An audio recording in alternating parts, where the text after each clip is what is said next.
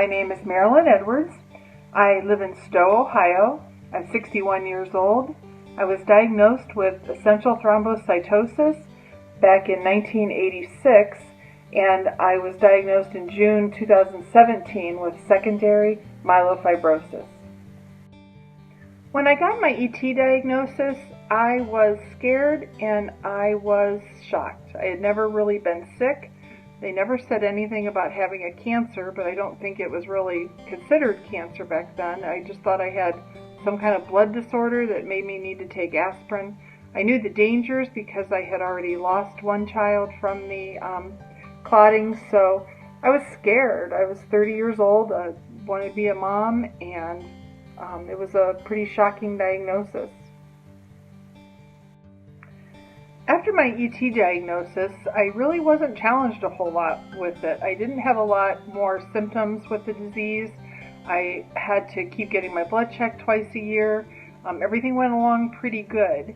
I went back to school when I was 39 and got a degree in education, and I became a first and second grade teacher, and I was moving along pretty good. And then about 5 years ago, I had to start having some AFib issues and some congestive heart failure issues.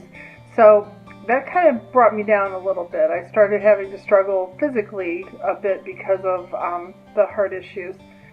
And then a little shortly after that, I started having trouble eating, and I was extremely fatigued. I had, when they did a spleen ultrasound, my spleen was 26 centimeters, so that was quite large. And they started thinking that maybe something else was going on. I pretty much would work all day, and then I would come home and sleep all night. And so there wasn't a whole lot of time for anything else because it was just physically so exhausting to get through the day. So back in June 2017, I was diagnosed with secondary myelofibrosis. And it wasn't until that time that I really realized what had been going on all these years, that I did have a cancer, and that when I read myelofibrosis showed that it was a blood cancer.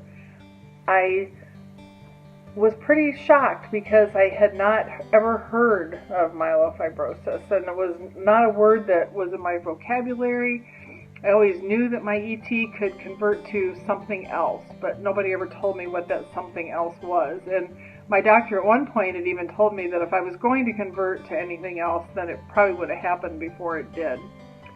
So the challenges I've had are more just exhaustion, fatigue, and it's been over the last 5 years that they've really gotten substantial. With my MPN journey, I think I've accepted where I'm at. I really don't like it. It's not the path that I would have chosen for myself.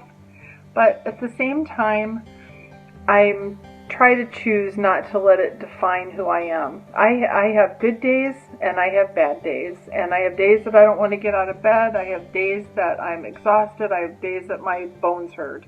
But I'm still trying to make plans for the future. I'm still trying to be valuable. I try to volunteer. I'm involved with my family and my friends, and I have a great group of quilting friends that we go away together and we do things. So I don't want to be defined by my MPN. I want to continue to find joy in what I'm trying to do. Even though that I don't know what the future brings, I do know that I can make the most of today.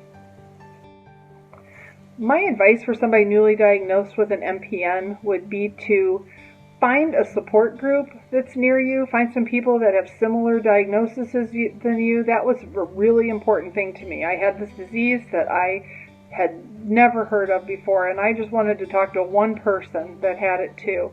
So I did find a local support group in our area. Find a doctor that you can trust. Find a doctor that you can talk to easily, and you're your own best advocate. And get as much information as you can about the disease and where you're at in the disease.